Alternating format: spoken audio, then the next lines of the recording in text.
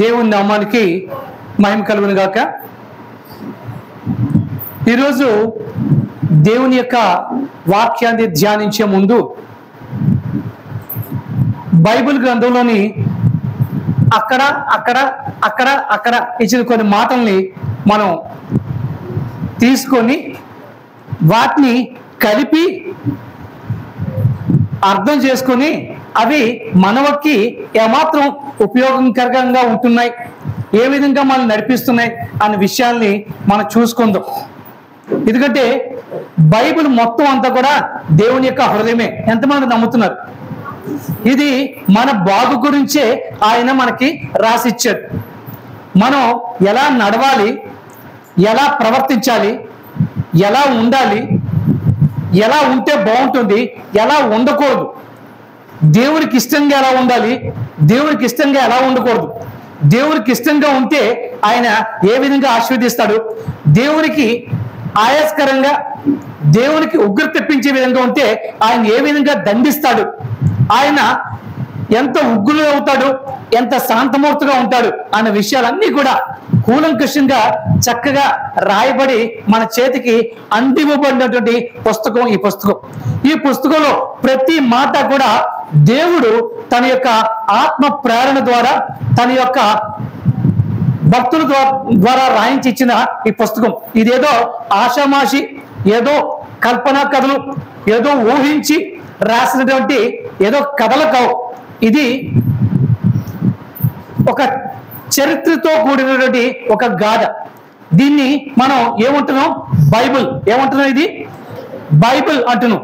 Bible అనే పదానికి దానికి పూర్తి అబ్రివేషన్ అంటే BIBLE, బైబిల్ అనే పదానికి పూర్తి అబ్రివేషన్ అంటే the book it brings the life eternal. The book it brings life eternal. ఈ పుస్తకం మనకి నిత్య జీవాన్ని అనుగ్రహించేది అన్నది అర్థాన్ని ఇచ్చే పుస్తకం. అందుకే దాన్ని BIBLE, బైబిల్ అని చెప్పారు. ఇది మానవాళికి ఉపయోగపడేది. మానవుడికి దేవునితో సంబంధ బాంధవ్యాలు ఏ విధంగా ఉండాలి, దేవుడు ఏ విధంగా మానవుని తను హక్కును చేర్చుకోవాలని ఆరాటపడ్డాడు, ఆశపడ్డాడు, సహవాసం చేయాలని కోరుకున్నాడు. అలాగే మనిషి కూడా దేవుడు లేకుండా జీవించలేనటువంటి స్థితిలో దేవుడిని కావాలి అని ఏ విధంగా మొర్ర పెట్టాడు. ఈ ఇద్దరి యొక్క అనుబంధాన్ని మనకి సరి సమాపాలలో చూపించి మనకి జ్ఞానోదయాన్ని కలుగజేస్తూ ఇచ్చిన స్వేచ్ఛను సద్వినియోగపరుచుకుంటూ దేవునికి ఇష్టలుగా నడవడానికి ఉపయోగపడే ఒక గ్రంథము. ఇది మన జీవ గ్రంథము. అందుకే ప్రపంచంలో ఉన్న ప్రతి గ్రంథము కంటే ఇది శ్రేష్టమైన గ్రంథము. అందుకే దీన్ని పరిశుద్ధ గ్రంథము అని చెప్పి కూడా అంటూ ఉన్నారు. ఇందులోని కొన్ని 4 మాటలు మనం చూసుకుంటే అది మన జీవితానికి చాలా మేలుకరంగాను, అది మనకి ఉపయోగకరంగాను, మనకి సరి అయిన అవగాహన ఇచ్చి దేవునితో నడిచి దేవుని మెప్పించి దేవునికి ఆశీర్వాదం పొందుకునే భాగ్యాన్ని అనుగ్రహించగలదు అని మనం నమ్ముతున్నాం. కాబట్టి 2వ దినవృత్తాంతాలు 26వ అధ్యాయము 5వ వచనాన్ని మొదటగా మనం చూద్దాం. 2వ దినవృత్తాంతాలు 26వ అధ్యాయము 5వ మాటని మనం చూసుకుంటే అక్కడ ఒక మాట కనబడుతున్నది. దేవుని ప్రత్యక్షత విషయమందు తెలివి కలిగిన జకర్యా దినములలో అతడు దేవుని ఆశ్రయించెను. అతడు యెహోవాను ఆశ్రయించినంత కాలము దేవుడు అతన్ని వర్ధిల్లజేసెను. ఇక్కడ అతడు అతనిని అని చెప్తున్నప్పుడు ఒక వ్యక్తి గురించి ఆయన చెప్తున్నట్టుగా మనకు కనబడుతుంది. ఆ వ్యక్తి ఏ కాలంలో ఉన్నాడు అనే విషయాన్ని చూపించినప్పుడు ఆయన ఏమంటాడు? జకర్యా కాలంలో ఉన్నట్టు.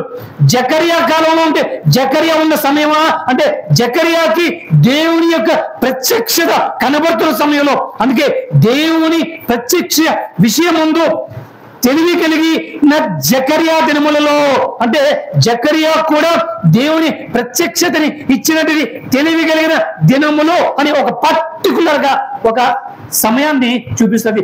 ఆ దినములలో అతడు అంటే ఒక రాజు గురించి అని చెప్తాడు. అతడు దేవుని ఆశ్రయించి ఉన్నాడు. దేవుని ఆశ్రయించి ఉన్నంత కాలము, జాగ్రత్తగా అండి, ఆయన దేవుని ఆశ్రయించి ఉన్నంత కాలము దేవుడు ఏం చేశాడు? ఆయన్ని వర్ధిల్ల చేసెను. ఒక మాట, రైట్. రెండోది 2వ సమూయేలు గ్రంథము 6వ అధ్యాయము 11వ వచనం చూద్దాం. 2వ సమూయేలు గ్రంథము 6వ అధ్యాయము 11వ వచనం. యెహోవా మందసము 3 నెలలు గిత్తీయుడకు ఓబేదెదోము ఇంటిలో ఉండగా యెహోవా ఓబేదెదోమును అతని ఇంటి వారిని అందరినీ కూడా ఆశీర్వదించెను. ఇక్కడ మరొక వ్యక్తి గురించి చెప్తున్నారు. ఏమిటా అది? యెహోవా యొక్క మందసము. అంటే పురాతన కాలంలో, పాత నిబంధన కాలంలో మందసముని ఉండేది. ఆ మందసము దేవునికి అది ఒక ప్రతిరూపంగా ఉండేది. ఆ మందసంలో ఏముండేదంటే దేవుని యొక్క ఆజ్ఞ ఉండేది. అలాగే మన్నా ఉండే ఒక గిన్నె ఉండేది. అలాగే అహరోను చిగురించే కర్ర ఉండేది. ఇవన్నీ కూడా మన అభివృద్ధికి, మన యొక్క పోషణకి, లేదంటే మనం నడవడికి నడిచే ఆజ్ఞలకు ఇచ్చే ఆ యొక్క స్థలము అని చెప్పబడుతుంది. అవన్నీ కూడా ఒక పెట్టెలో పెట్టి దాన్ని మందసము అన్నారు. ఆ మందసము ఏమన్నారు దగ్గర? గిత్తీయుడకు ఓబేదెదోము ఇంటిలో ఉండగా, అంటే ఆ మందసము ఆయన ఇంటిలో ఉన్నది. ఎన్నాళ్ళు ఉన్నది? 3 నెలలు ఉన్నది. 3 నెలలు మందసము ఆ ఇంటిలో ఉండగా దేవుడు ఆ ఇంటిని, ఇంటి వారందరినీ కూడా ఆయన ఏం చేశాట? ఆశీర్వదించాడు. మొదటిది ఏమిటి? అతడు దేవుని ఆశ్రయించినంత కాలము దేవుడు అతని ఇంటి వారిని ఆశ్రయించాడు. ఎస్, అంతే కదా. రెండోది, దేవుని మందసము ఆయన ఇంటిలో ఉండబట్టి దేవుడు ఆయన్ని ఆశీర్వదించాడు. సరిపోయిందా? ఇక మూడోది చూస్తున్నప్పుడు ద్వితీయోపదేశకాండము 28వ అధ్యాయము 2వ వచనం చూద్దాం.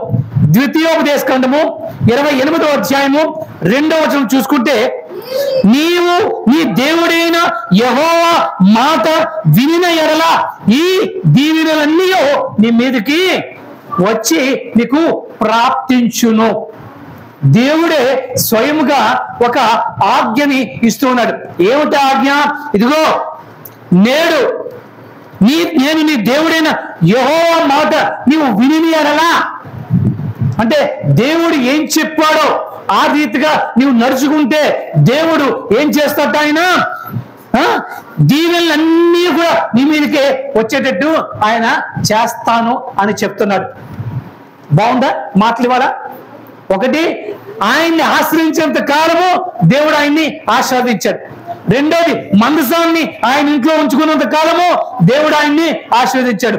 మూడోది, ఆయన ఆజ్ఞల్ని ఎవరైతే మరి పాటిస్తూ ఉంటారో, పాటిస్తున్నంత కాలము కూడా దేవుడు వారిని ఆశీర్వదిస్తూ ఉంటాడు. అందుకే కొత్త నిబంధనలకు వచ్చేసరికి యేసు ప్రభు మత్తయి సువార్త 7వ అధ్యాయంలో 21వ వచనంలోని ఒక మాట చెప్తున్నాడు. ఎందుకంటే మనుషులు తెలివి మీరిపోయారు కాబట్టి ఇక్కడ ఆయన చెప్తున్నాడు.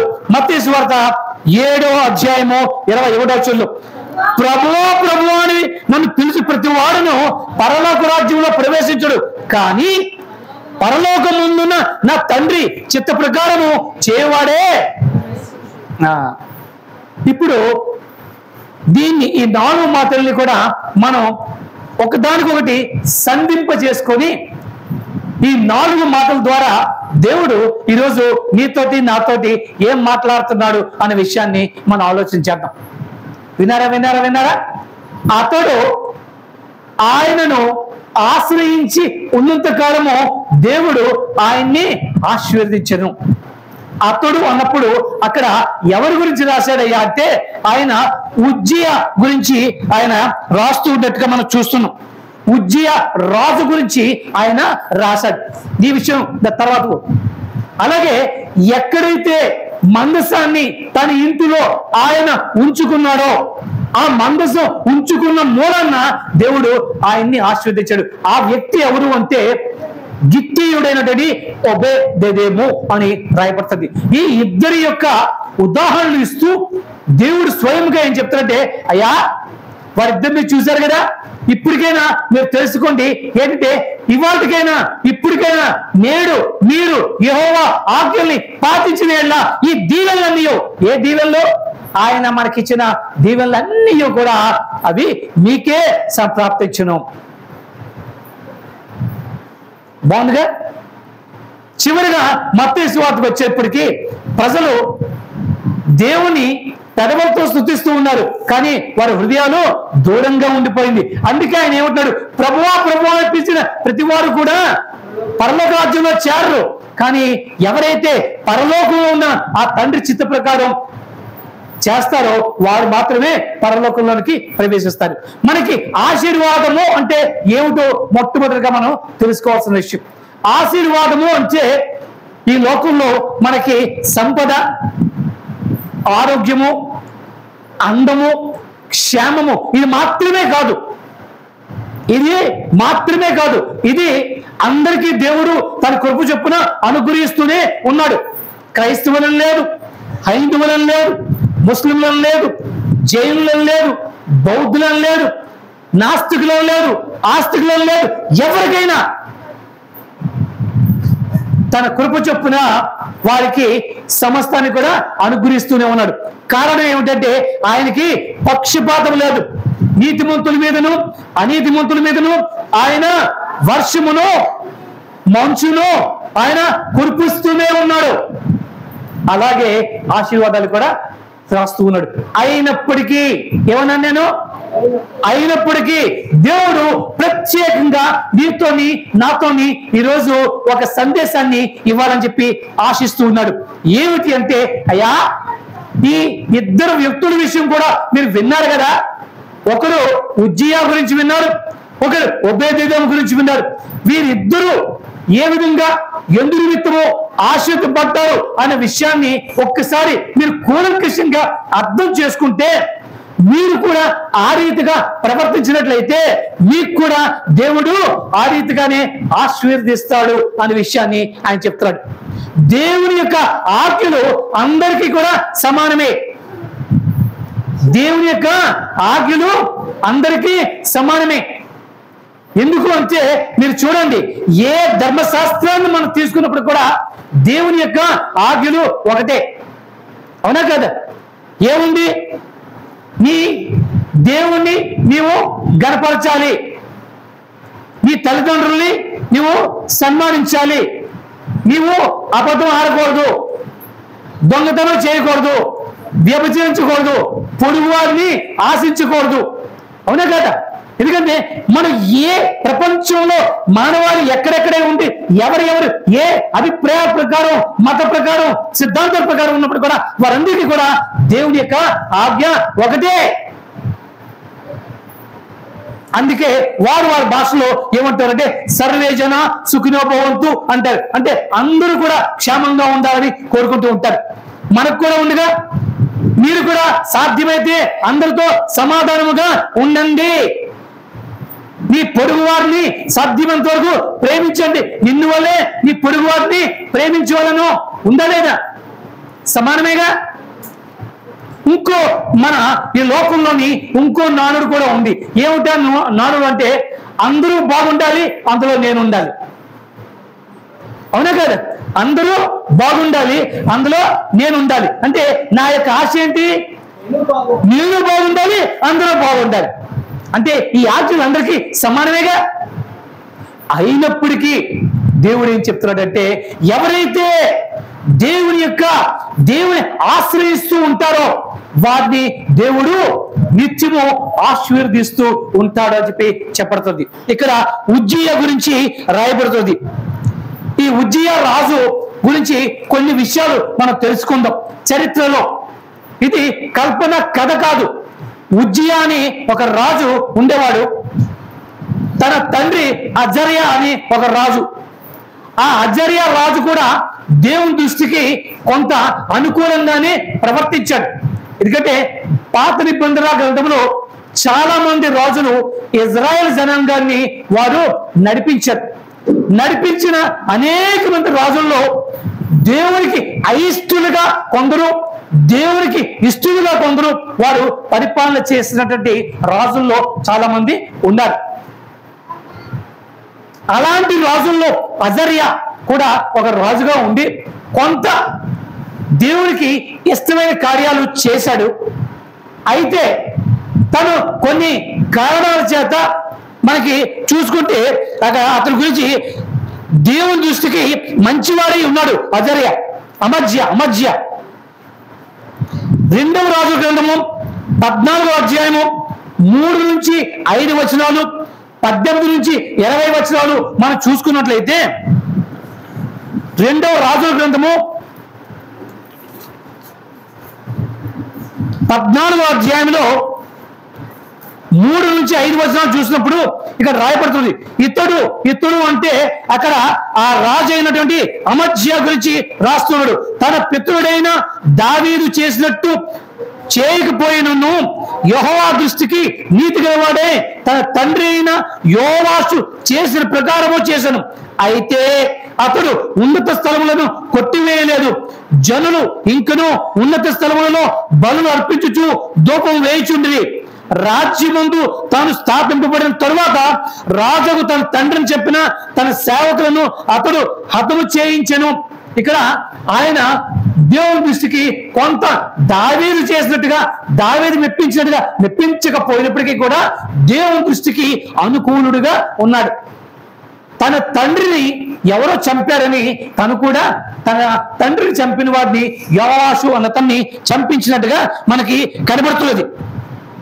ఇతని గురించి ఇంకా మనం చూసినప్పుడు 18 నుంచి 20 వచనం చూసినప్పుడు అమజ్యా చేసిన ఇతర కార్యములను గూర్చి యూదా రాజుల వృత్తాంతముల గ్రంథమందు రాయబడి ఉన్నది. అతని మీద యెరూషలేములో జనులు కుట్ర చేయగా, చూడండి అక్కడ యెరూషలేములో జనులు అతని మీద కుట్ర చేయగా అతడు లాకీషు అనే పట్టణంలోకి పారిపోయాను. కానీ వారు లాకీషుకు అతని వెంట కొందరిని పంపించింది. వారు అక్కడ అతన్ని చంపి గుర్రముల మీద అతని శవమును యెరూషలేముకు తెప్పించి దావీదుపురం ముందు అతన్ని పితరుల సమాధిలో సమాధి చేసిరి. ఏదో కారణం చేత తన జనులే, యెరూషలేము జనులే వారు ఏం చేశారంటే ఆయన మీద కుట్ర పన్నారని చెప్పి ఆయన లాకీషుకి పారిపోయారు. పారిపోయినప్పుడు కూడా ఆ లాకీషుకి మనుషుల్ని పంపించి వారు చంపించి తీసుకొచ్చినట్టుగా మనకు కనబడుతుంది. ఆ సమయంలో జనులందరూ కలిసి, ఇక్కడ జాతర జనులందరూ కలిసి ఆయన కుమారుడైనటి ఈ యొక్క ఉజ్జయి పేరు అతనికి అరాజ్య అనే ఉంది, అమాజ్య కాదు, ఇంకో పేరు ఉంది అతనికి. ఆ పేరుతోటి ఉండేది. తన్ని రాజుగా కావాలని చెప్పి ప్రజలే కోరుకున్నారు. ఎవరో ఎందుకు అంటే ఆయన్ని రాజుగా అభిషేకించిన సమయం ఏమిటి అంటే కరెక్ట్ గా 16వ ఏటని ఆయన్ని రాజుగా చేశారు. ఆయన్ని తన 16వ ఏట.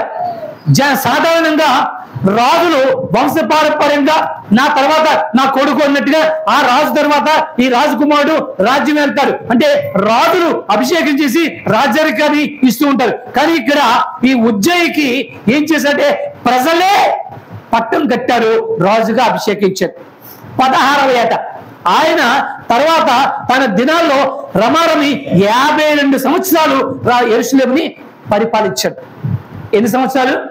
52 సంవత్సరాలు ఆయన పరిపాలించాడు. ఆయన పరిపాలనలో ఆయన కూడా తండ్రి వలె మంచి దేవుని దృష్టికి మంచి కార్యాలు చేశాడు. అయితే ఉన్నత స్థలముల్ని పడగొట్టలేదు, అదొక్కటే ఆయనలో ఉన్న డ్రాబ్యాక్. కానీ ఆయన ఎలాతు అనేది ఒక దాన్ని స్థాపించాడు. అది యెరూషలేము వారికి ఒక దుర్గముగా ఉండేదని చెప్పి చెప్పబడుతుంది, ఎలాతు. అయితే ఆ విషయాలు వదిలేస్తే దేవునికి ఇష్టడుగా మంచివాడుగా ఆయన తన పరిపాలనని కొనసాగించాడు అని చెప్పబడుతుంది. దేవుని యొక్క సహాయము ఆయన ప్రతి విషయంలో కూడా పొందుకుంటూ అనేకమంది విజయాల్ని ఆయన పొందుకున్నాడు అనే విషయాన్ని మనకి ఈ చరిత్రలో చెప్పబడుతుంది. అందుకే అతడు దేవుని ఆశ్రయించినంత కాలము, జాగ్రత్త వినండి, దేవుణ్ణి ఆశ్రయించినంత కాలము దేవుడు ఆయన్ని ఆశీర్వదించడం వచ్చాడు. ఆయనకి అనేకటువంటి విజయాల్ని ఆపాదింపజేశాడు. ఆయన తన యొక్క పరిపాలన సమయంలో ఫిలిస్తీన్లు కావచ్చు, అమోరీయులు కావచ్చు, ఇంకా ఎదోమీయులు కావచ్చు, వీళ్ళందరినీ కూడా ఆయన జయించి తన రాజ్యాన్ని సుస్థిరం చేసుకున్నాడు. అలాగే అనేక మంచి పనులు చేసుకొని వచ్చాడు. 2వ రాజుల గ్రంథము 15వ అధ్యాయము దానికి 1 నుంచి 7 వచనాలు చూస్తున్నప్పుడు అక్కడ మనకి కనబడుతూ ఉంటుంది. ఇదిగో అతనికి అజర్యా పేరు, కానీ రానున్న దినాల్లో ఆ అజర్యా పేరుకి ఉజ్జియా అని పేరు మార్చారు. ఇదిగో ఇజ్రాయెల్ రాజైన యెరోబాము ఏలుబడిలో 23వ సంవత్సరం ముందు యూదా రాజైన అమజ్యా కుమారుడైన అజర్యా ఏలనారంభించను. అతడు 16 ఏళ్ళు వారు ఏలనారంభించి యెరూషలేము నందు 52 సంవత్సరములు రాజుగా ఉండెను. అతడి తల్లి అయిన అమజ్యా చర్య అంతటి ప్రకారము యెహోవా దృష్టికి నీతి గలవాడే ప్రవర్తించును. ఉన్నత స్థలములను మాత్రము కొట్టివేయలేదు. ఉన్నత స్థలములందు జనులు ఇంకను బలులు అర్పించుతూనే ఉండిరి. ఆయన ఏం చేశారంటే దేవుడిని ఆశ్రయిస్తూ ఉండి దేవుణ్ణి ప్రతిదానికి సంప్రదిస్తూ దేవుణ్ణి ఆశ్రయించి నడిచినట్టుగా చూసాం. ఆ విధంగా ఆయన నడిచినంత కాలం దేవుడు ఆయనకి విజయాల్ని అనుగ్రహిస్తూనే ఉన్నాడు. సైనిక విజయం ఇచ్చాడు, యెరూషలేములో బలాన్ని సమకూర్చుకుండడానికి ఇచ్చాడు. ఆ సమయంలో యెరూషలేములో ఒక సగం గోడ పడిపోయి ఉంటే దాన్ని తిరిగి కట్టడానికి కూడా శక్తిని ఇచ్చాడు. అలాగా అనేక కార్యాలు మనకి చేశాడు. ఇవన్నీ కూడా 2వ దినవృత్తాంతాలు 26వ అధ్యాయంలో మనకి కనబడుతూ ఉంటాయి. 2వ దినవృత్తాంతాలు 26వ అధ్యాయంలోని అక్కడ మనకి ఆయన చేసిన కార్యాలు మనకి కనబడుతూ ఉంటాయి.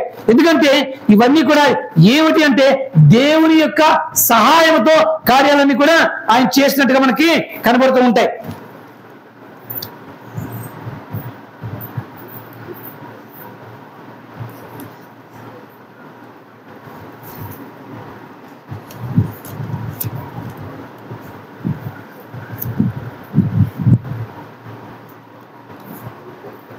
అతడు బయలుదేరి ఫిలిస్తీన్లతో యుద్ధం చేసి గాతు ప్రాకారమునకును యబ్నే ప్రాకారమునకును అష్టోదు ప్రాకారమును పడగొట్టి అష్టోదు దేశంలోని ఫిలిస్తీన్ల ప్రదేశంలోను ప్రాకారములు కట్టించను.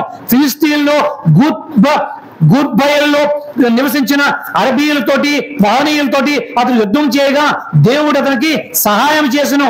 ఈ విధంగా అక్కడ రాసినటువంటి అనేక కార్యాలు మనం చూసుకుంటే దేవుని యొక్క సహాయంతో దేవుడిని ఆశ్రయించి ఉన్నంత కాలం కూడా ఆయనకి గొప్ప విజయాలు దేవుడు ఆపాదింప పెట్టాడు.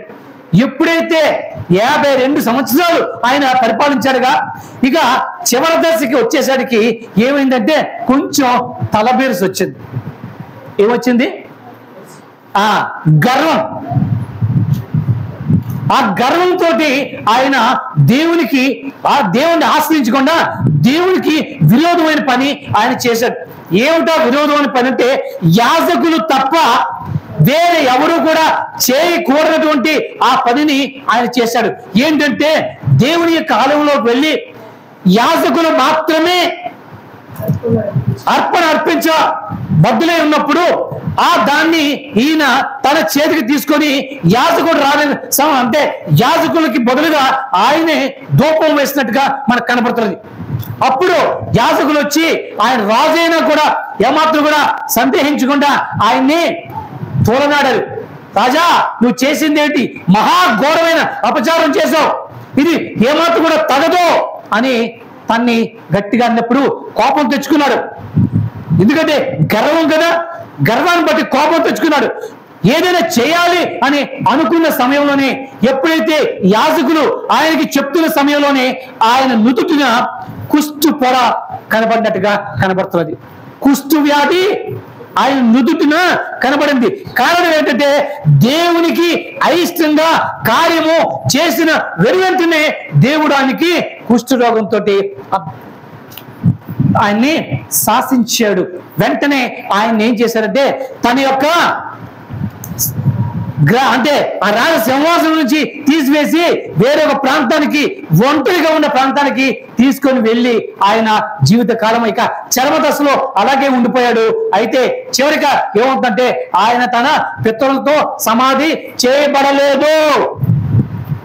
అంటే ఇక్కడ ఇవన్నీ ఎందుకు నేను చెప్తున్నానంటే అక్కడ మనకి 26:5 మాట, అతడు దేవుని ఆశ్రయించినంత కాలము, జాగ్రత్త, దేవుని ఆశ్రయించినంత కాలము. ఈరోజు మనం కూడా దేవుడు అనేకమైన రీతిగా మనల్ని నడిపిస్తూ ఉన్నాడు, అనేక విషయాలు బోధిస్తూ ఉన్నాడు, అనేక రీతిగా మనకి సందేహాలు తీరుస్తూ నడిపిస్తూ ఉన్నాడు. మనం కూడా దేవుని ఆశ్రయించి దేవుని మనకి అంటే ఇందాక మనం చూసినట్టు యెహోవా అని దేవునిగా గల జనులు ధన్యులోని ఏ రీతిగా అయితే చెప్పబడిందో అలాగే దేవుని ఆశ్రయిస్తూ దేవుని సంప్రదిస్తూ దేవుని దృష్టికి అనుకూలంగా మన జీవితం కొనసాగిస్తూ ఉంటే, జాగ్రత్త వినండి, కొనసాగిస్తూ ఉంటే దేవుడు మనల్ని కూడా ఆశీర్వదిస్తూ ఉంటాడు. సువార్తను వినేసాం, దేవుని అంగీకరించేసాం, బాప్తిజం తీసేసుకున్నాం, ఇంకా మనకు పర్వాలేదు అని అనుకున్నట్లయితే మనం కూడా ఇటువంటి దేవునికి అయిష్టంగా మారిపోయి ఉంటుంది. అక్కడితో అయిపోలేదు. ఏనాడైతే బాప్తిజం తీసుకున్నామో ఆ రోజు నుంచే మన జాగ్రత్తగా జీవితాన్ని గడపవలసిన అవసరం ఉంటుంది. మొన్న రోమియో రాసిన పత్రికలో మనం ధ్యానిస్తున్నప్పుడు చాలా స్పష్టంగా ఆయన రాసుకొచ్చాడు, బాప్తిజం అంటే లోకానుసారము మృతి చెందడం, క్రీస్తులో తిరిగి జీవించడం. అందుకే అపోస్తలుడు పౌలు అంటారు, ఇదిగో సమస్తమును కొత్తవాయను, పాతను గతించును, సమస్తమును కొత్తవాయను. అంటే ఇక నుండి నీవు ఈ లోకం దృష్టిలో చనిపోయిన వాడివే. లోకం మీద నీకు ఏమాత్రం కూడా మోహము ఉండడానికి వీరలేదు. నీవు క్రీస్తులో ఉన్నట్లయితే నీకు ఇలలో పరలోకంలో కావలసిన ప్రతి అవసరం కూడా దేవుడు తీరుస్తాడు. నువ్వేమి కూడా వెంపర్లాడవలసిన అవసరం లేదు అని ఆయన చెప్పడానికి, ఆయన ఆశ్రయించాలి, ఆయనతోటే ఉండాలని. మనం ఆ రీతిగానే మనం ఆయన అంగీకరించి మనం క్రీస్తులోనికి వచ్చాం. అంతేనా? దేవా నీవే నా దేవుడు, నీవు తప్ప వేరే దేవుడు లేడు అని మనం అన్నాం. 143వ కీర్తన 10వ వచనం చెప్పినట్టు, దేవా నీవే నా దేవుడు, నీవు తప్ప నాకు దేవుడు లేడు అని ఆయన వెంట నడవడానికి స్థిరపరచుకున్నాం. ఎస్, నీ చిత్తానుసారం ప్రవర్తించి నాకు నేర్పు అని ఆయన అడుగుతూ ఆయన ఆశ్రయిస్తూ రావడానికి మనం నిశ్చయించుకున్నాం. ఇక్కడ అదే మాట 2వ దినవృత్తాంతాలు 26:5 మాట, అతడు దేవుని ఆశ్రయించినంత కాలము. జాగ్రత్తగా అది ఇన్వర్టెడ్ కామర్స్ లో పెట్టుకొని మీరు జాగ్రత్తగా నోట్ చేసుకోండి. దేవుణ్ణి ఎంతవరకు అయితే అతడు ఆశ్రయిస్తూ వచ్చాడో అంతవరకు కూడా ఆయన ఆశ్రయింపబడ్డాడు. ఈ రోజు నీ జీవితంలో, నా జీవితంలో, మనందరి జీవితంలో కూడా మనం దేవుని వెంబడి ఉంటూ దేవునితో ఉంటూ దేవునికి ఇష్టలుగా ఉన్నంత కాలం కూడా దేవుడు మనల్ని ఆశీర్వదిస్తూనే ఉంటాడు.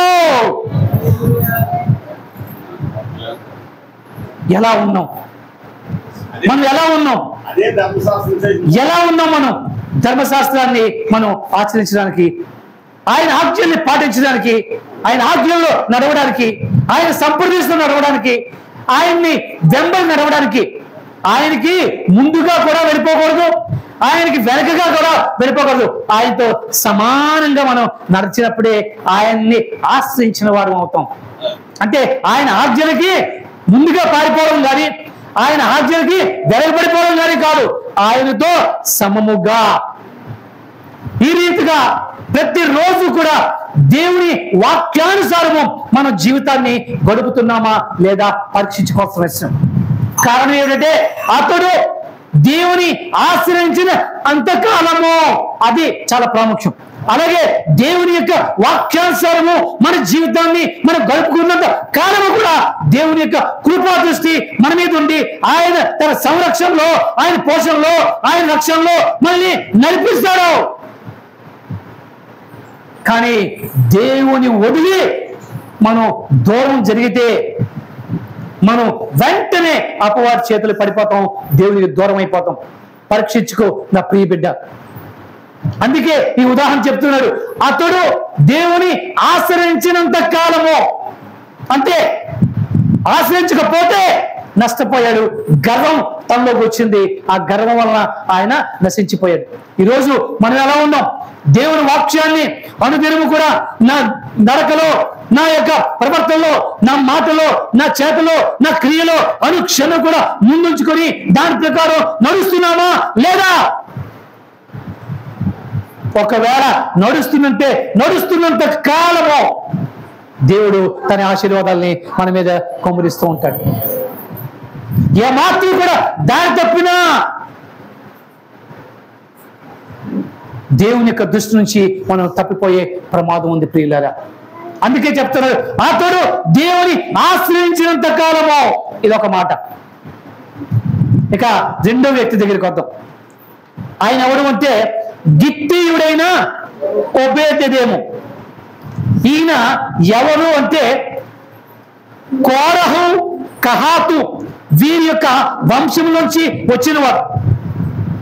వారి యొక్క పని ఏమిటంటే దేవుని యొక్క మందసాన్ని కాపలా కాయడం, దేవుని యొక్క మందసాన్ని మోయడానికి ఉపయోగించే వంశం వారు వాళ్ళు. అర్థమవుతున్నాడా? అంటే దేవుడు ఇజ్రాయెల్ ప్రజల్లో కొంతమందిని వారిని తీసి ఒక్కొక్క వంశానికి ఒక్కొక్క పని ఇచ్చి, ఈ పని వీరే చేయాలి, వీరే చేయాలి, వీరే చేయాలి అని పురమాయించినటువంటి ఇది. అందుకే ఆయన గిత్తీయుడైన కోరావు, కహాతు వంశం నుంచి వచ్చిన ఆయన. ఇంకా ఏంటంటే కరెక్ట్ గా ఆయన పని ఏమిటంటే ఆయన ద్వారపాలకుడుగా ఉండేవాడు. ఏముండేవాడు? ద్వారపాలకుడిగా ఉండేవాడు. అయితే ఈ సన్నివేశం ఎందుకు వచ్చింది అంటే ఒకానొక సమయంలో ఫిలిస్తీయులు దేవుని యొక్క మందసాన్ని వారితో తీసుకొని వెళ్ళిపోయారు. యుద్ధంలో జయించి ఇజ్రాయెల్ ప్రజల్ని జయించి దేవుని యొక్క మందసాన్ని వారు తీసుకుని వెళ్ళిపోయారు.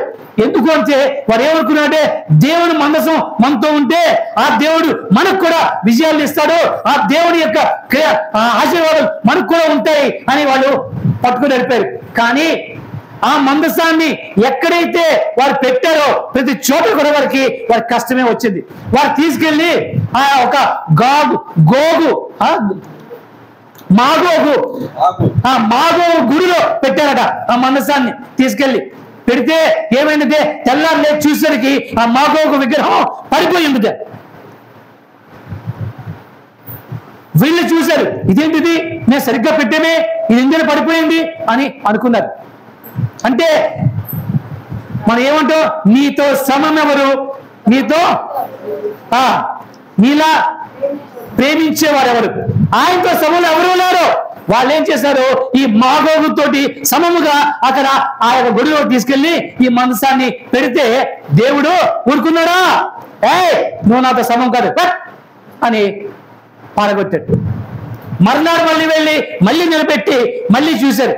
చూస్తే తర్వాత రోజుకి ఏమైందంటే ఆ ప్లేక తగ్గిపోయి ఉంది. అప్పుడు వారికి భయం పట్టుకుంది. ఇజ్రాయెల్ దేవుడి యొక్క మందసం చాలా పవిత్రమైనది, బలమైనది. ఎలా ఆ దేవునికి శాంతపరిచి మన నుంచి పంపించాలి? ఇంకా ఉంటే మనకి నష్టమే. ఇంకా అదే కాదు, పంటలు ఇవన్నీ ఎలకలు తినేయడం అవన్నీ కూడా జరుగుతూ ఉండేవి. అందుగురించి వారికి కానుకలుగా బంగారపు ఎలకల్ని విగ్రహాలుగా చేసి దాంట్లో వాటికి నైవేద్యం పెట్టి మరి పంపించినట్టుగా మనకు కనబడుతూ ఉన్నాయి. తీసుకెళ్లి వదిలేశారు దారిలో. ఫిలిస్తీయుల మందలో ఈ యొక్క మందసం ఉందని దావీదు తెలుసుకొని ఆ దావీదు ఏం చేశాడంటే ఆ మందసాన్ని తీసుకొచ్చి తన యొక్క రాజ్యం అంటే మందిరంలో ఉంచాలి, తన యెరూషలేము రాజ్యంలో ఉంచుకోవాలని చెప్పి ఆయన సైన్యంతో వెళ్ళాడు. ఆ మందసాన్ని పట్టుకున్నాడు. మందసాన్ని కొత్త జోడెట్లతోటి ఆయన ఎక్కించి ఆ మందసాన్ని దాంట్లో పెట్టి తీసుకొని వస్తూ ఉన్నాడు. అయితే ఒక దగ్గర గతక వచ్చింది. రోడ్డు అంటే గతకలేగా. గతక వచ్చినప్పుడు ఆ మందసం జారింది. బండి నుంచి మందసం జారింది. జనరల్ గా మనం అయితే ఏమంటే అంటాం, ఎవరైనా ఆతో చూపిస్తారుగా. అలాగా ఒక ఉజ్జ అనే ఒక వ్యక్తి ఆయన ఏం చేశాడంటే మందసం పడిపోతుంటే టక్కని అడ్డాడు. పడిపోకుండా దాన్ని అడ్డాడు. వెంటనే దేవుడు అతన్ని మొత్తాడు, అక్కడికక్కడే ఆయన చనిపోయాడు. ఇదేంటండి, ఒక మంచి పని కదా చేశాడు. మందసం కింద పడిపోకుండా పట్టుకున్నాడు కదా, పట్టుకున్న వారికి దేవుడు ఇలా శిక్ష విధిస్తే ఇది ఇది అని సందేహం మనలో కలవచ్చు. కానీ దేవుని యొక్క నియమాలు 100కి 100 ఖచ్చితమైనవే. ఆయన మందసాన్ని ముట్టుకోవడానికి మోయడానికి వారు వేరే వ్యక్తులు పెట్టారు, వారు తప్ప వేరెవరు కూడా ముట్టుకోవడానికి వీల్లేదు. ఆయన మందిరంలో ధూపం వేయడానికి ఒక వంశం వారిని ఆయన ఏర్పాటు చేశారు, వారు తప్ప వేరెవరో చేయడానికి వీల్లేదు. ఇవన్నీ కూడా పాత నిబంధన కాలంలో, ఇవన్నీ కూడా ఇప్పుడు లేవు. ఇప్పుడే నేను చెప్తున్నానంటే ఇవన్నీ ఉన్నాయా, అయితే మేము అలా చేయాలా ఎలా మీరు సందేహం వద్దు. ఇక్కడే పాత నిబంధనలో ఎలా ఉండేవో విషయాలు నేను చెప్తున్నాను. ఎందుకంటే యేసు ప్రభువు వచ్చిన తర్వాత అక్కడ ఉన్నటువంటి ఆ పాత నిబంధనలో ఉన్నటువంటి ఆ యొక్క కొన్ని విధులు సాంప్రదాయాలు కొట్టివేశాడు. అవి ఇప్పుడు మనకి లేవు, కేవలం ఆజ్ఞలు మాత్రమే ఉన్నాయి. కాబట్టి ఆ విధుల్లో అక్కడేంటి ఆ వంశం వారు మాత్రమే దాన్ని పట్టుకోవాలి. ఆ వంశం వారు లేరా, ఉన్నారు. వారు కూడా ఆ మందసాన్ని చేత్తో తాకూడదు. అందుకే ఆ మందసానికి 4 పక్కల బంగారంతోటి రింగులు తయారు చేసి ఆ రింగుల్లోని కర్రను చేసి ఆ కర్రని మోస్తారు. పల్లెటూరులో కూడా మీరు ఎప్పుడైనా మీరు చూసారో లేదో, దేవుణ్ణి మోసుకొని వచ్చినప్పుడు వాళ్ళు ఎలా మోసుకొని వస్తారు, ఒక పెట్టెలో పెట్టి ఆ పెట్టికి కర్రలు కట్టి ఆ కర్రలను మోస్తారు తప్ప పెట్టిని మొయ్యలు, అవునా కాదా? అలాగే అప్పుడు కూడా వారు చేసేవారు. కానీ అనుకోని స్థితిలో ఆ ఉజ్జ దాన్ని అడ్డుకోవడం మూలన ఆ చేయి తగిలి తను మందసం ముట్టుకోవడానికి ప్రయత్నించడంతో తను చనిపోయాడు. అప్పుడు దావీదుకి ఏమిటి భయం వేసింది. ఇదంతా చరిత్ర, ఇదంతా చరిత్ర. ఒకసారి చరిత్ర తెలుసుకుంటే మనం ఎలా ఉండాలి తెలుసుకుంటుంది. అంటే ఎంత నియమ నిబంధనలు ఎంత కట్టుదిట్టంగా ఉంటాయో మనం అర్థం చేసుకోవాలి. దావీదు భయం పడ్డాడు. అయ్యో, ఒక వ్యక్తిని చనిపోయాడే, ఇప్పుడు ఈ మందసాన్ని నేను తీసుకెళ్తే ఏమవుతుందో అని అటు ఇటు చూసి గిత్తీయుడైనటువంటి ఓబేదేదోము ఆ వంశం ఏమిటి అన్ని కూడా చూసి వెంటనే తీసుకెళ్లి ఆ మందసాన్ని ఓబేదేదోము ఇంట్లో పెట్టాడు. నాయన, దేవుడు శాంతించిన తర్వాత వచ్చి మందసాన్ని నేను తీసుకెళ్తాను, అంతవరకు నీ దగ్గర దయచేసి ఉంచు అని. ఇక్కడ సన్నివేశం అది. అక్కడ ఆ ఓబేదేదోము రాజు మాటకి శిరస వహించి దేవుని మందసాన్ని తన ఇంటిలో 3 నెలలు మాత్రం ఉంచుకున్నాడు. ఎన్నాళ్ళు? 3 నెలలు. దేవుని యొక్క మందసము ఓబేదేదోము ఇంటిలో 3 నెలలు ఉండగా దేవుడు ఆ ఇంటి వారిని ఆశీర్వదించెను. దేవుని మందసము ఎక్కడైతే ఉంటుందో దేవుడు వారిని ఆశీర్వదిస్తాడు. అందుకేగా ఫిలిస్తీయులు ఆ ఆశ మీదగా తీసుకెళ్లారు. ఈరోజు మనం తెలుసుకోవాలి, దేవుని యొక్క మందసము మీ హృదయాల్లో మీ ఇళ్లలో ఉందా అంటే ఇదేమిటండి, అదేవి అన్ని తీస్తారన్నారు, అవన్నీ పోయాయన్నారు, అవన్నీ లేవన్నారు. ఇప్పుడు మళ్ళీ మందసం గురించి మీరు చెప్తున్నారు. ఇప్పుడు మేమేమి వెండి పెట్టి కొనుక్కోవాలా, మార్కెట్కి వెళ్ళి ఎత్త పెట్టి కొనుక్కోవాలా, అందులో విగ్రహాలు పెట్టుకోవాలా, అది ఇంట్లో పెట్టుకోవాలా అని మీరు అడగవచ్చు. కానీ అది కాదు.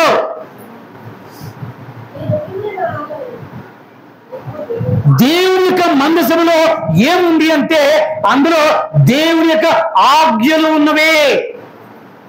ఈరోజు ఆ దేవుని యొక్క ఆజ్ఞ మందసమనే నీ హృదయంలో నువ్వు ఉంచుకున్నావా?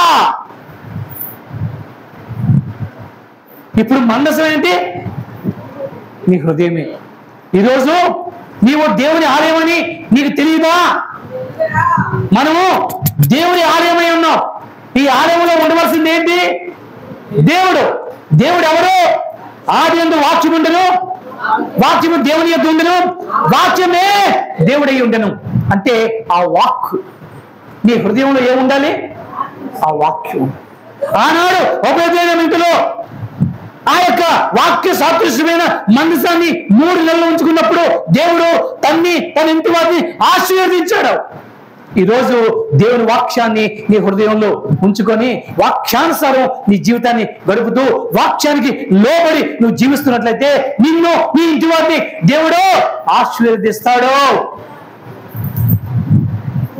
ఇప్పటికైనా అర్థమైందా ఈ రెండు మాటలు నేను ఎందుకు తీసుకున్నాను? అతడు దేవుని ఆశ్రయించినంత కాలము ఆయన్ని ఆశీర్వదించడు.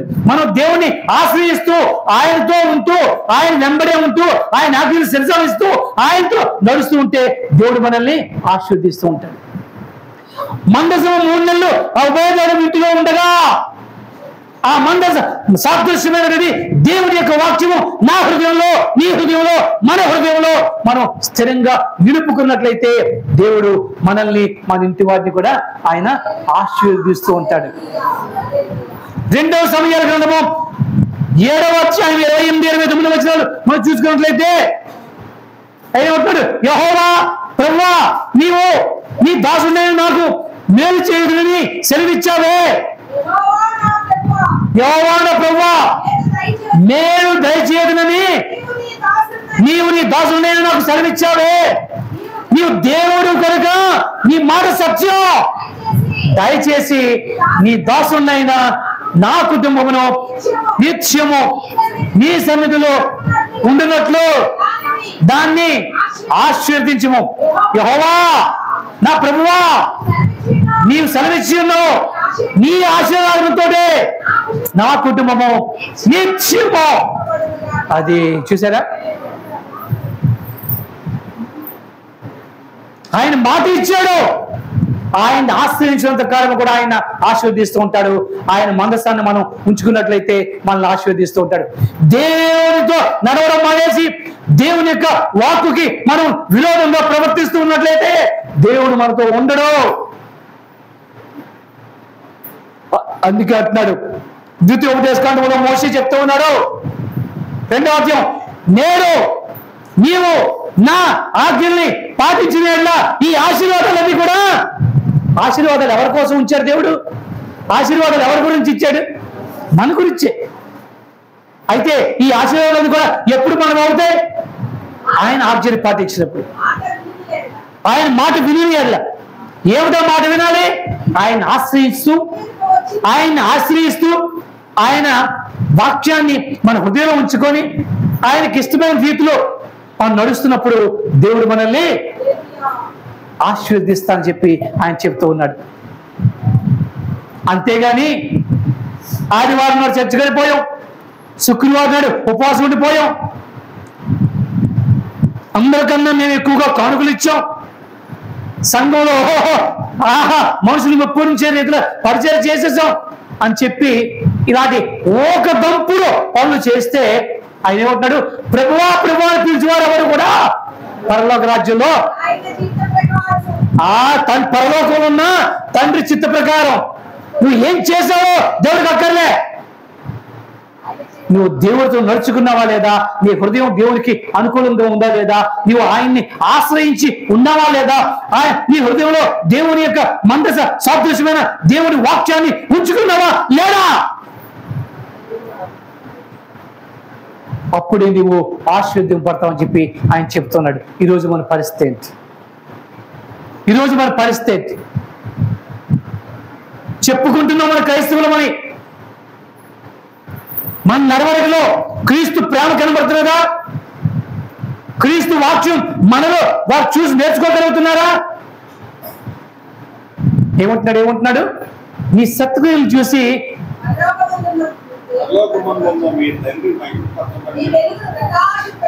అంతేకాదు అందుజనులు ఎదుట నీ సత్క్రియలు చూపించు. నీ సత్క్రియలు చూసి అందుజనులు నీ దేవుణ్ణి పొగడాలి, కొనియాడాలి.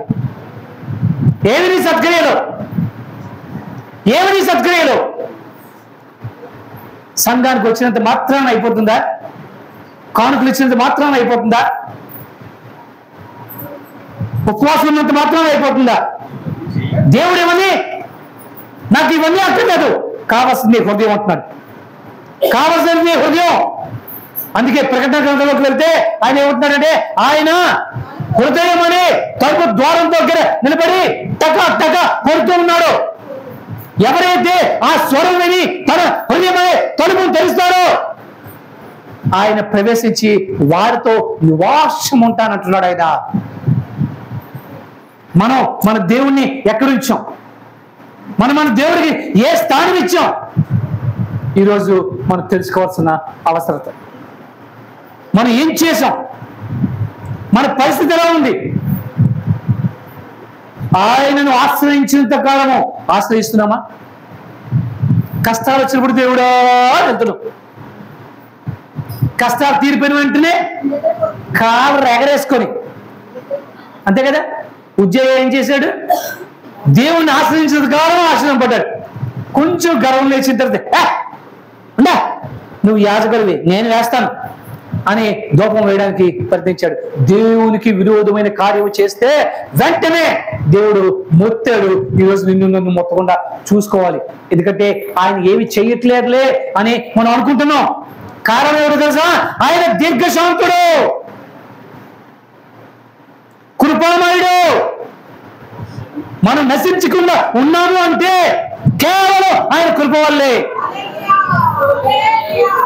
ఆ కృపని ఆసరాగా తీసుకొని, ఆ కృపని అరుసుగా తీసుకొని దేవునికి అయిష్టంగా మారి దేవుని ఉగ్రతకి గురవుతామా? ఆలోచించుకుందాం. కారణం ఏమిటో తెలుసా? సమయం ఎక్కువ లేదు. సమయం ఎక్కువ లేదు. ప్రస్తుత పరిస్థితులన్నీ కూడా మనం చూస్తున్నప్పుడు నేడో రేపో నా ప్రియుడేసు మేఘాలపై ఏ తెంచును, దీపం ఉండగానే ఇల్లు చక్క పెట్టుకో.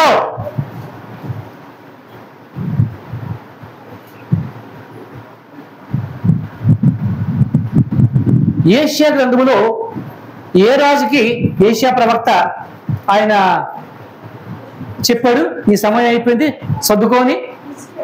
హిజ్కియాకి. ఈరోజు మనకి చెప్పొచ్చు, దేవుడు సమయం అయిపోతుంది, సర్దుకో, కమాన్ సర్దుకో అంటే నువ్వు సిద్ధపడదు కాదు, అంటే ఆయన రాగలిగి సర్దుకో, సిద్ధపడు, నీ హృదయాన్ని సరి చేసుకో.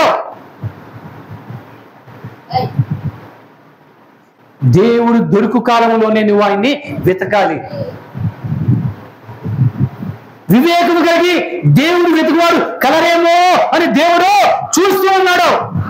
ఆకాశం నుండి చూస్తూ ఉన్నాడు. ఆయన దృష్టిలో నువ్వు పడవా? ఆయన దృష్టిని నీవు ఆకర్షించవా? ఆయన దృష్టికి నువ్వు ఆకర్షితులైతే నీవు ధన్యుడివి. అదే మాటని యెహోవాని దేవుని రకాల జనులు ధన్యులని మాటని దావీదు చెప్తూ ఉన్నాడు. ఆ ధన్యత నీకు నాకు ఇవ్వాలని చెప్పి ఆయన ఆశపడుతూ ఉన్నాడు. దేవుని యొక్క మరొక అత్యాశ ఏమిటో మీకు తెలుసా? దేవుని యొక్క అత్యాశ. ఈ లోకంలో మనం చూస్తున్నప్పుడు ఏమంటున్నారంటే, దుష్ట శిక్షణ శిష్ట రక్షణ నిమిత్తము యుగ యుగములకు నేను ఏతించుతాను అంటాడు. కానీ ఆయన ఏమంటున్నాడు తెలుసా? దుష్టులు సైతము వారు దుష్టత్వంలో పడి మరణించడం వల్ల నీ దేవుడు సంతోషించడు. దుష్టులు సైతము కూడా వారు దేవుని ఎరిగి దేవుని దగ్గరికి రావాలి. అందుకే అంటున్నాడు, దేవుని యొక్క రెండవ రాకడ సమయంలో, ఆయన న్యాయపతిగా రాబోతున్న సమయంలో ప్రతి నాలుక కూడా యేసే క్రీస్తుని పలుకుతుంది. ప్రతి మోకాలు కూడా యేసు నామములో వంగుతుంది. నిజమా? నిజమా? నిజమా? నీకు అనుమానం వస్తుందేమో. ఆయన ఏమంటున్నారు తెలుసా? భూమి ఆకాశం గతించినా సరే ఆయన మాటలో పొల్లైన సున్నైన పోదు. నీకు నాకు సందేహం రావచ్చు, కానీ ఆ సందేహాన్ని నివృత్తి చేస్తా చెప్తాడు. భూమి గతించవచ్చు, ఆకాశం గతించవచ్చు, కానీ దేవుని నుండి నోటి నుండి వచ్చిన మాట గతింపదు. ఆ రోజు ప్రతి మోకాలు కూడా ఆయన నామంలో ఉంగి తీరుతుంది. ముందుగా మేలుకో నా సోదరు అంటున్నాడు. ముందుగా మేలుకో. నువ్వు దేవుని ఎరిగిన వాడవు, దేవుని రుచి చూసిన వాడవు, దేవునితో నడుస్తున్న వాడవే. ఆయన ఆశ్రయిస్తూ ఉండు. ఆయన మందస సదృశ్యమైన వాక్యాన్ని నీ హృదయంలో ఉంచుకో.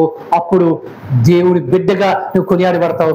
దేవుడిచ్చే ఆశీర్వాదాలు అప్పుడు ధైర్యంగా మనం చెప్పగలుగుతాం. కృపాక్షేమంలో కృపాక్షేమంలో మనం వెనక్కి చూడక్కర్లే. కానీ ఇప్పుడు మనం ఏం చేస్తున్నాం? ఆ కృపాక్షేమాల గురించి మనం పరిగెడుతున్నాం. ఎంత పరిగెడితే అంత శ్రమ, ఎంత పరిగెడితే అంత శ్రమ. అవి దేవుడు ఏమిటి వాగ్దానం చేశాడు? అవి నీ వెంట పరిగెత్తి వస్తాయి. ఎప్పుడు? ఆయన్ని ఆశ్రయించినంత కాలము, ఆయన వాక్య సాదృశ్యమైన మందసాన్ని నీ హృదయంలో ఉంచుకున్నంత కాలం. ఉందామా? ఉంచుకుందామా? ఆశ్రయిద్దామా? ఆశీర్వాదం పొందుకుందామా అంటున్నాడు. అది ఈ ఆజ్ఞలు మీరు పాటిస్తే ఈ దీవెనలన్నీ కూడా మీవే. ఇంతటి ఓపెన్ హ్యాండ్, బ్లాంక్ చెక్ దేవుడు మనకి ఇచ్చాడు. ఇప్పటికీ ఇంకా లోకం వైపు చూస్తున్నామా? లోకాశల్లో పరిగెడుతున్నామా? లోక మోహాల గురించి మనం తాపత్రయపడుతున్నామా? ఆలోచించు. సమయం లేదు, సమయం లేదు. ఈ మాటలు మరలా మనకి దొరకపోవచ్చు. ఆమోస్ గ్రంథంలో ఏమంటున్నాడు? రాబోయే దినంలో వాక్యం కరువైపోతుంది, మంచి మాటలు దొరకవు.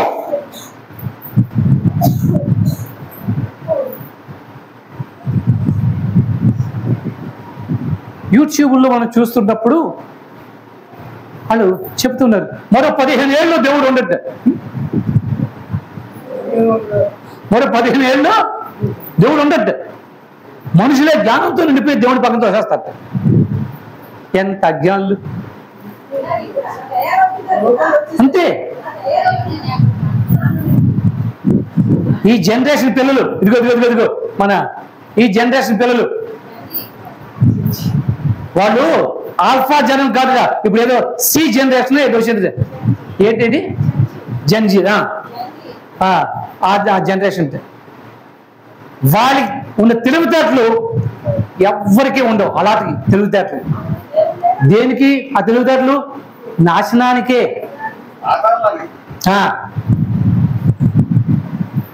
రాబోయే జనరేషన్ దేవుడికి మహాకృప వల్ల మన పాత జనరేషన్లో పుట్టి ఇంకా దేవుడికి చేతులెత్తి మొక్కే మనసు మనకు వచ్చింది. వాళ్ళకి అది రాదేమో. అదిగో ఆవిడ చెప్తున్నది. కాబట్టి ఆయనను ఆశీర్వించినంత కాలము దేవుడు ఆయన్ని ఆశీర్వదించను. ఆయన మనసాన్ని ఆయన 3 నెలలు ఉంచుకున్న కాలం అంతా కూడా దేవుడు ఆయన్ని ఆశీర్వదించను. నువ్వు ఎంతకాలం ఉంచుకుంటావు? ఉంచుకుంటున్నావా లేదా? ఆశ్రయిస్తావా లేదా? ఆయన వాక్యాన్ని హృదయంలో పెట్టుకుంటావా లేదా? ఆయన వాక్యమే నా ఫస్ట్ ప్రయారిటీ అని చెప్పి వాక్యానుసారం మనం నడిస్తే దీవెనలన్నీ కూడా మనమే అని చెప్పి ఆయన మనకి మరోసారి చెప్తూ ఉన్నాడు. అంతే తప్ప వేషధారణతో మనుషులు మెప్పు కొరకు భక్తిపరుగా నటిస్తూ ప్రభువా ప్రభువా అని పిలిచేసి ఎవరు కూడా పరలోకంలో వచ్చారు. ఆ రోజు తలుపు మూసిన తర్వాత కింద వస్తాట, ప్రభువా తలుపు తీ, నీకు వచ్చింది నీ కార్యాలు చేయలేదా? అయ్యో ఎన్ని మీటింగ్లు పెట్టాను, ఎంత కానుకలు ఇచ్చాను, ఎంతమంది సువార్త చెప్పాను, ఎంత కార్యాలు చేశాను, తలుపు తీ, నేను యోగ్యునే అని మొత్తుకుంటూ ఉంటే ఏమంటే, హే అక్రమం చేయవాళ్ళరా, మీరు ఎవరో నాకు తెలియదు, గడాచ్. మనం ఏ కార్యాలు చేసామని కాదు, ఏ హృదయంతో చేసాం, ఏ చిత్తశుద్ధితో చేసాం, ఏ దేవుడి ఇష్టంతో చేసాం అనేది దేవుడు చూస్తాడు. నీ ఉద్దేశాల్ని ఆయన కనిపెడతాడు. అందుకే దేవుడు బాహ్యాన్ని చూసే దేవుడు కాదు. మనం మనుషులు మోసం చేయొచ్చు, పాస్టర్ గారిని మోసం చేయొచ్చు, దైవ సేవకులను మోసం చేయొచ్చు, కానీ దేవుని మోసం చేయలేం. ఆయన ఏమి ఎరిగినవాడు? అంతరంగం ఎరిగినవాడు. నీలో ఆలోచన పుట్టక పూర్వమే ఆయనకి తెలుసు. అంతటి సర్వజ్ఞుడు. కాబట్టి ఆయన ముందు మనం ఎలా ఉండాలి ఒకసారి మనం ఆలోచన చేసుకుందాం. ఆయన ఆశ్రయిస్తూ ఉందాం. వాక్యాన్ని మనం ప్రథమ స్థానం ఇచ్చి వాక్యానుసారం మనం నడుద్దాం. ఈ ఆశీర్వాదాలు మనం పులికి పుచ్చుకుందాం. దేవుడు మనకి మరొక్కసారి చెప్తున్నాడు, ఇవన్నీ కూడా మీవే, తీసుకోండి అని. తీసుకుందామా? ఎంతమంది రెడీగా ఉన్నారు? ఎంతమంది రెడీగా ఉన్నారు? నేనంటాను, ప్రభువా నా హృదయం దోషారోపణ చేస్తున్నది, అవి నేను పొందుకోలేనేమో అనిపిస్తున్నది, నన్ను క్షమించవా అని అడిగినప్పుడు శరణు అన్న వారిని ఆయన త్రోసివేసే దేవుడు కాదు.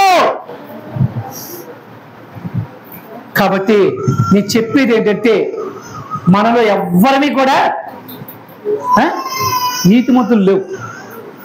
కాబట్టి ఒక్కసారి ఆ దయామయుడి పాదాల దగ్గర వంగి హృదయం అంతరంగంలో వచ్చి ప్రభువా దయచూపువా,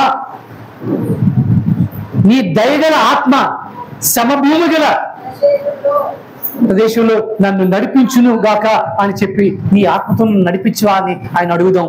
ఆయన ఆత్మ ద్వారా నడిపింపబడడానికి సిద్ధపడదాం. ఆ ఆశీర్వాదాలు పొందుకుందాం. దేవుని దృష్టికి ఆకర్షణీయంగా ఉందాం. దేవుడి మాటల్ని దీవించి మనల్ని ఆశీర్వదించును గాక. అందరూ మోగొద్దామండి ఒకసారి.